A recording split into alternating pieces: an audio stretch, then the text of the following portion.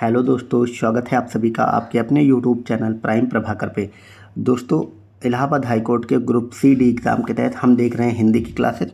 उसमें आज हम देखेंगे मुहावरे एवं लोकोक्तियाँ। ठीक है, तो इसमें मैं आपको कुछ मुहावरे और कुछ लोकोक्तियाँ उनकी सबकी प्रैक्टिस कराने वाला हूँ। ठीक है, आपके एग्ज़ाम में जो क्वेश्चन पूछा जाता है वो सिर्फ इतना पूछा है, एक मुहावरा दे देता है और फिर उसका अर्थ पूछता है, या फिर कभी कभी अर्थ लिख देता है और उसका मुहावरा पूछता है कि इस अर्थ पे कौन सा मुहावरा सटीक बैठेगा। ठीक है, बाकी ये सब जो लिखा हुआ ये सब नहीं पूछेगा आपसे कि वे वाक्यांश जिनका विशेष अर्थ के लिए प्रयोग किया जाता है तथा जिनका प्रायः क्रिया के स्थान पर प्रयोग किया जाता है मुहावरे कहलाते हैं। ठीक है, राजीव अपने माता पिता के लिए अंधे की लकड़ी है।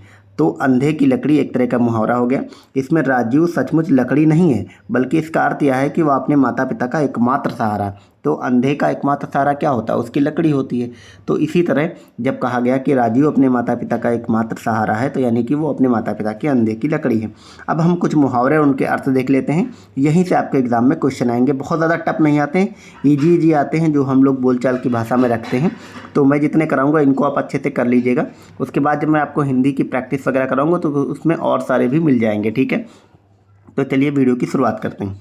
सबसे पहले मुहावरा देखते हैं, आकाश पाताल एक करना। इसका मतलब होता है बहुत अधिक प्रयत्न करना। तो आकाश पाताल एक कोई कर देगा, इसका मतलब उसको कितनी मेहनत लगेगी, यानी कि बहुत अधिक परिश्रम करना। ईद का चांद होना, ये हम सब ने बचपन में पढ़ा है। बहुत दिनों तक गायब हो जाना और अचानक से दर्शन देना जब होता तो कहते हैं कि तुम तो बिल्कुल ईद का चांद हो गए थे। ठीक है, अंधे के हाथ बटेर लगना, तो बिना परिश्रम के कोई सफलता मिल जाती है तो उसको हम बोलते हैं कि अंधे के हाथ बटेर लग गई। अंगूठा दिखाना, इसका मतलब कोई वस्तु देने से इनकार करना। आंखें खुलना, इसका मतलब होता है सावधान हो जाना। हम बोलते नहीं कि अब उसकी आंखें खुल गई हैं। आंखों के तारे मतलब बहुत प्यारे, जब कोई बहुत प्रिय होता तो हम कहते हैं ये हमारी आंखों का तारा है। अंधे की लकड़ी, ये इसका मतलब होता है एकमात्र सहारा। ठीक है, अगले देखते हैं। अगले कुछ यहाँ पे दिए गए हैं। अक्ल पर पत्थर पड़ना, इसका मतलब होता है बुद्धि नष्ट हो जाना। ठीक है, कई बार हम बोलते हैं ना किसी की इसकी तो बुद्धि मतलब इसकी अक्ल पे तो एकदम पत्थर पड़ गए हैं। अपना उल्लू सीधा करना, इसका मतलब होता है अपना मतलब निकालना। ठीक है, फिर अगला है अपने पाँव पर कुल्हाड़ी मारना, इसका मतलब होता है अपनी हानि अपने आप ही कर लेना। आँख में धूल झोंकना, इसका अर्थ होता है आँखों के सामने ही धोखा देना। तो कोई आदमी अचानक से मतलब मेरी आंखों के सामने मुझे मतलब धोखा दे रहा है तो उसको मैं कहता हूँ आंखों में धूल झोंक दी इसने। आसमान के तारे तोड़ना, इसका मतलब होता है अनहोनी बात करनी। ठीक है, जैसे हम सब बोलते हैं कि हम आसमान से तारे तोड़ लाएंगे, सूरज तोड़ लाएंगे, चाँद तोड़ लाएंगे, गानों में शायरियों में खूब बात की जाती है, लेकिन ये प्रैक्टिकली पॉसिबल नहीं, तो ये अनहोनी बात होती है। फिर होता है कमर कसना, इसका मतलब होता है तैयार होना। फिर होता है कमर टूटना, इसका मतलब होता है हिम्मत ना हारना। ठीक है, हिम्मत हारना नहीं, कमर टूटना का मतलब होता है हिम्मत ना हारना। अंगुली उठाना का मतलब होता है निंदा करना, हम बोलते नहीं उसने उंगली उठाई।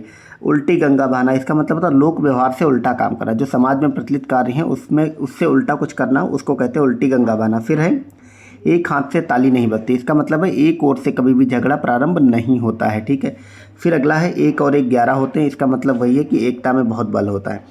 जान हथेली पर रखना, इसका मतलब मरने की कोई जिसको परवाह नहीं होती। डींगे मारना, इसका मतलब होता है व्यर्थ बहुत बड़ी बड़ी बढ़ाई करना।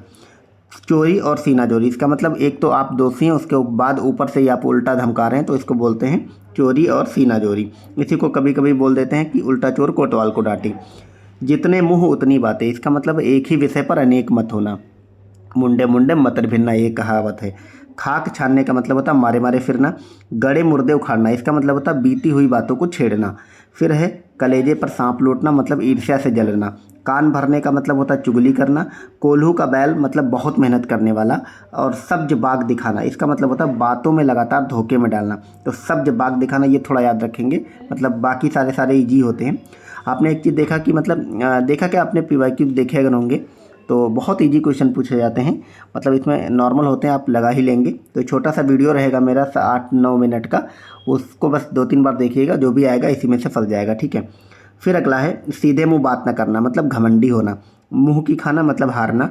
लोहे के चने चबाना मतलब कठिन कार्य करना। 9-2-11 होना भाग जाना। पाँचों उंगलियों में घी होना मतलब बहुत लाभ होना। दांत खट्टे करना मतलब हरा देना। दिन में तारे नजर आना मतलब कोई अनहोनी बात हो जाना। और नाक को चने चबाने का मतलब होता है बहुत अधिक परेशान होना। ठीक है, तो ये इतने मुहावरे हो गए। अब हम लोकोक्तियों को देख लेते हैं। देखें, मुहावरे और लोकोक्तियों में अंतर क्या होता है। देखिए, पहली बात तो मैं बेसिक अंतर आपको समझाता हूँ। देखिए, मुहावरा जो है वो कभी अकेला फॉर्म में नहीं आएगा, मतलब सिंगल फॉर्म में नहीं आएगा। मुहावरा हमेशा एक वाक्य के बीच में आएगा। एक वाक्य के मतलब मुहावरे को सार्थक होने के लिए एक वाक्य की आवश्यकता होती है, ठीक है। जैसे मैं बोल दूँ 9 2 11, तो 9 2 11 क्या मतलब, मैं बोलता हूँ कि रमेश 9 2 11 हो गया तो रमेश भाग गया, ठीक है। लेकिन लोकोक्ति के लिए याद रखना है कि आवश्यक नहीं है कि कोई एक वाक्य चाहिए ही चाहिए।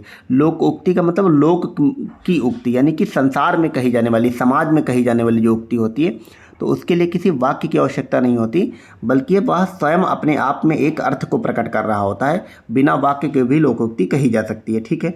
वही बात इसका बेसिक अंतर है। लोकोक्ति का अर्थ है लोगों द्वारा कथित बातें। लोकोक्ति के पीछे कोई कहानी होती है, उससे निकली बात जब बाद में लोगों की जुबान पर चल निकलती तो वह लोकोक्ति कहलाती है। जैसे आ बैल मुझे मार। अब आ बैल मुझे मार ये कहने के लिए आपको कोई वाक्य की ज़रूरत नहीं है। इसका अर्थ सिंपल होता है, जानबूझकर मुसीबत मोल लेना। फिर गेहूं के साथ घुन भी फिरता। ये बात हम बिना किसी वाक्य के सिंगल भी बोल सकते हैं। तो बुरों के संपर्क में रहकर दोषी भी, मतलब जो भले लोग होते हैं वो भी दोषी बन जाते हैं। इसका ये सिंपल सा अर्थ होता है, ठीक है। अब कुछ हम अन्य देखते हैं कि अंत भला का सो भला। इसका मतलब होता है जिसका अंत उत्तम हो वही उत्तम कार्य है। फिर है ऊंची दुकान फीका पकवान, मतलब दिखावा ही दिखावा जो लोग करते हैं उनको बोल देते हैं कि ऊंची दुकान फीके पकवान। ऊँट के मुंह में जीरा, मतलब नहीं के बराबर जब कुछ होता तो ऐसा बोलते हैं। अंधों में काना राजा, अज्ञानियों में अल्पज्ञानी विद्वान होता है। अंधा का नाम आँख का अंधा नाम नयन सुख, मतलब गुण के विपरीत जब कोई कार्य करता तो उसको ऐसा बोलते हैं। अकेला चना भाड़ नहीं फोड़ता, मतलब अकेला व्यक्ति कुछ नहीं कर सकता। अधजल गगरी छलकत जाए, मतलब थोड़ी विद्या या धन पाकर जब लोग इतराते हैं तो उसको ऐसा कहते हैं। अंधिया का चाहे दो आँखें, अंधिया क्या चाहे दो आँखें, यानी कि इच्छित वस्तु का प्राप्त होना। अंधे के हाथ बटेर लगना, मतलब बिना परिश्रम के सफलता मिलना। अंधेर नगरी चौपट राजा, टका शेर भाजी टके शेर खाजा। इसका मतलब होता है राजा के शासन में अन्याय होता है, ठीक है। तो अंधेर नगरी है, राजा के शासन में अन्याय होता है, इसका यही मतलब होता है। आप भला तो जग भला, इसका मतलब आप सब कुछ अपने जैसा दिखाई देना। तो आप अगर भला हैं तो मतलब पूरा संसार का भलाई होगा। आम के आम गुठलियों के दाम, मतलब दोहरा लाभ। एक पंथ दो काज, मतलब एक समय में दो कार्य संपन्न करना। चोर की दाढ़ी में तिनका, मतलब अपराधी सदैव शासन करता रहता है। छछुंदर के सिर में चमेली का तेल, ये हम लोग खूब बोलते हैं ना, छछुंदर के सिर में चमेली का तेल, मतलब अयोग्य को अच्छी वस्तु की प्राप्ति हो जाना। छोटा मुंह और बड़ी बात, मतलब बढ़ चढ़कर बातें करना। छप्पड़ फाड़ कर देना, उम्मीद से ज़्यादा प्राप्त होना। घर का बेदी लंका ढाए, मतलब आपस की फूट अत्यधिक हानिकारक होती है। चोर चोर मौसेरे भाई, मतलब एक स्वभाव वाले जो शीघ्र ही मित्रता कर लेते हैं, इसको हम ये बोलते हैं। और ये अगला है एक लाठी से सबको हाँकना, मतलब सबको एक समान व्यवहार करना। घर का जोगी जोगड़ा आन गाँव का आन आन, घर का जोगी जोगड़ा आन, ये मतलब पूरा एक है। घर का मनुष्य चाहे कितना भी योग्य क्यों ना हो उसकी प्रतिष्ठा नहीं होती, नहीं ये इसी में है। घर का जोगी जोगड़ा आन गाँव का सिद्ध, ये मतलब थोड़ा अलग कहावत है, इसको याद कर लेंगे आप कि घर का मनुष्य चाहे कितना ही योगी क्यों ना हो उसकी प्रतिष्ठा नहीं होती। वही बात है ना, हम सब क्या बोलते हैं कि घर की मुर्गी दाल बराबर, या घर में इज्जत नहीं मिलती, वो वाला उसको ये बोलेंगे कि घर का जोगी जोगी जोगड़ा आन गाँव का सिद्ध। अच्छा, घर का जोगी जोगड़ा ही माना जाता है लेकिन दूसरे गांव में वो सिद्ध पुरुष माना जाता है, इसका ये सब मतलब होता है। जान बची तो लाखों पाए, मतलब छुटकारा मिलना। जान है तो जहान है, अपने जीते जी ही सब कुछ है। जंगल में मोर नाचा किसने देखा, तो अनुपयुक्त स्थान पर गुण दिखाना। जल में रहकर मगर से बैर, आश्रयदाता से शत्रुता नहीं रखनी चाहिए। जहाँ न जाए रवि वहाँ पहुँचे कवि, मतलब सीमा रहित कल्पना करना। तो कवि लोग कुछ भी लिखते हैं इसीलिए इसको कहा गया है। अब ये मतलब लिखा गया है मुहावरे और लोकोक्तियों में अंतर। वही बात मैंने जो आपको बताई थी कि मुहावरे का प्रयोग स्वतंत्र रूप से नहीं हो सकता, जैसे दांतों तले उंगली दबाना एक मुहावरा है। इसका उपयोग करने के लिए एक पूरा वाक्य बनाना पड़ेगा कि राणा प्रताप की वीरता को देखकर उनके दुश्मनों ने दांते तले उंगली दबाई थी।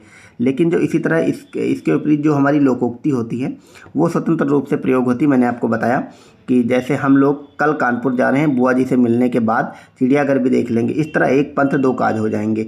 तो इसमें एक पंथ दो काज होना एक लोकोक्ति है, जिसका अर्थ है एक साथ दो कार्य का होना, ठीक है। तो ये हमने लोकोक्ति और मुहावरे देख लिए। मतलब इसमें बहुत ईजी आते हैं, आप आराम से कर लेंगे। बाकी इनको इस वीडियो को 2-3 बार देखिएगा तो ये इसमें से कोई आएगा तो गलत नहीं होंगे, क्योंकि वहाँ पे जब ज़्यादा ईजी होता तो ऑप्शन में थोड़ा कन्फ्यूजन हो जाती है। तो इसी तरह हमारे वीडियो देखते रहिए। बाकी जीके जीएस की आपको पता है पूरी सीरीज मैंने करा रखी, टॉप 26 टॉपिक करा दिए हैं, तो वो आप सब ज़रूर देख लें, ठीक है। वो बहुत काम आएगी आपके एग्ज़ाम में, तो वो सब देखते रहें। और बाकी मेरी हिंदी की सीरीज़ कंप्लीट होती है, हम इंग्लिश की क्लास शुरुआत कर देंगे। मिलते हैं अगले वीडियो में। Thank you so much, bye bye.